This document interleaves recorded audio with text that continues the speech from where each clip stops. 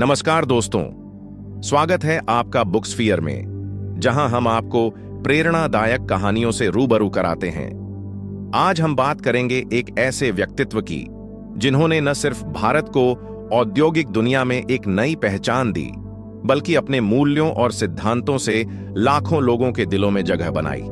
जी हां, हम बात कर रहे हैं रतन टाटा जी की।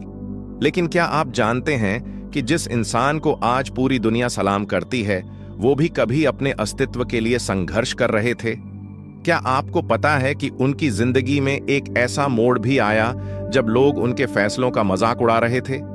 इस वीडियो में हम जानेंगे उनकी प्रेरणादायक कहानी, जिसमें संघर्ष भी है, हिम्मत भी, और एक ऐसा अंत जिसे सुनकर आप भी कह उठेंगे, यही होती है असली सफलता।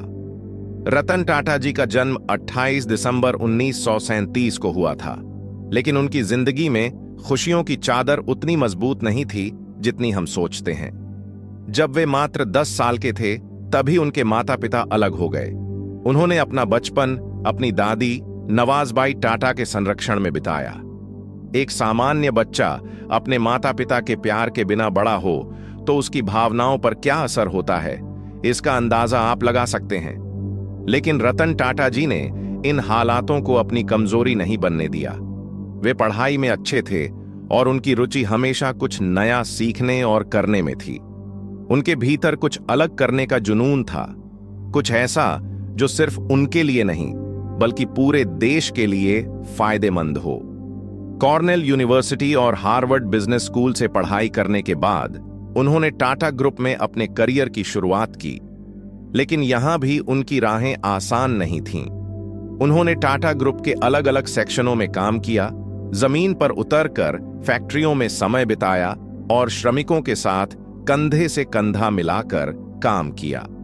वे समझ चुके थे कि एक अच्छा लीडर बनने के लिए जरूरी है कि हर स्तर पर काम करने का अनुभव हो।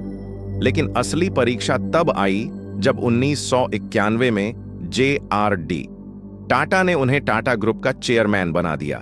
उस समय किसी को यकीन नहीं था कि रतन टाटा जी इतनी बड़ी जिम्मेदारी संभाल पाएंगे। कंपनी के अंदर ही कई लोग उनके खिलाफ थे। कुछ लोग कहते थे कि वे इतने बड़े साम्राज्य को नहीं चला पाएंगे, लेकिन उन्होंने हार नहीं मानी। रतन टाटा जी ने ऐसे ऐसे फैसले लिए जो उस समय बहुत जोखिम भरे माने जाते थे। जब उन्होंने टाटा मोटर्स के लिए पहली Indian passenger car indica launch की, तब लोगों ने इसका मजाक उड़ाया। लेकिन जब यह कार बाजार में आई तो इसने भारतीय कार इंडस्ट्री की दिशा ही बदल दी। फिर आया वह दिन जब टाटा ग्रुप ने कभी न सोने वाले शहर लंदन की प्रतिष्ठित कंपनी कोरस को खरीद लिया। यह सौदा भारतीय उद्योग जगत के लिए एक ऐतिहासिक पल था।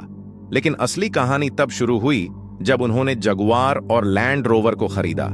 शायद आपको यह जानकर आश्चर्य होगा कि जब रतन टाटा जी ने अपनी कार कंपनी टाटा मोटर्स को फोर्ड को बेचने की कोशिश की थी, तब फोर्ड के अधिकारियों ने उनका अपमान किया था और कहा था, अगर तुम्हें कार बनानी नहीं आती तो यह बिजनेस छोड़ दो।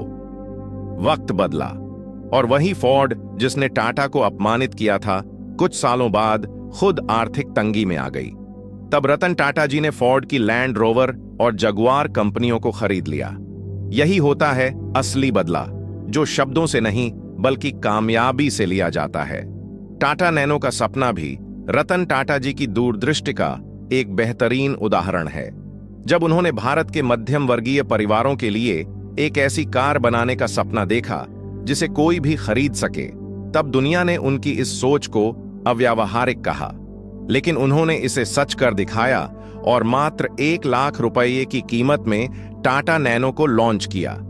यह कार उन लोगों के लिए एक वरदान बनी जो पहले कभी कार खरीदने का सपना भी नहीं देख सकते थे। रतन टाटा जी हमेशा नवाचार में विश्वास रखते थे और उन्होंने यह साबित कर दिया कि अगर सोच सही हो और इरादे मजबूत हों तो कुछ भी असंभव नहीं है। आज रतन टाटा जी सिर्फ एक उद्योगपति नहीं बल्कि एक दयालु इंसान भी हैं। उन्होंने अपनी 66% संपत्ति को परोपकार में लगाने का निर्णय लिया। उन्होंने गरीबों की शिक्षा, स्वास्थ्य और रोजगार के लिए कई कदम उठाए। 2008 के मुंबई आतंकी हमले में जब ताज होटल पर हमला हुआ तो रतन टाटा जी ने सिर्फ अपने होटल की मरम्मत ही नहीं करवाई, बल्कि अपने हर एक कर्मचारी और उनके परिवार का ध्यान रखा। उन्होंने सभी को घर जाकर मदद पहुंचाई। ऐसा उदाहरण दुनिया में कम ही देखने को मिलता है। उनके जीवन की यही विशेषता है कि वे हमेशा दूसरों के भले के लिए सोचते हैं। रतन टाटा जी के आदर्श सिर्फ बिजनेस तक सीमित नहीं थे, बल्कि वे मानते थे कि एक सच्चे लीडर को अपने लोगों का ख्याल रखना चाहिए। वे कहते हैं, एक व्यक्ति को अपनी सफलता का श्रेय कभी अकेले नहीं लेना चाहिए, क्योंकि असली सफलता टीम वर्क से आती है। उनका यह विचार उनके नेतृत्व शैली को अलग बनाता है। रतन टाटा जी की कहानी हमें सिखाती है कि सफलता मेहनत, ईमानदारी और हौसले से मिलती है। अगर आपको यह प्रेरणादायक कहानी अच्छी लगी हो तो इसे लाइक करें, अपने दोस्तों के साथ शेयर करें और हमारे चैनल बुक्सफियर को सब्सक्राइब करें। हम आगे भी आपके लिए ऐसी ही प्रेरणादायक कहानियां लाते रहेंगे। धन्यवाद।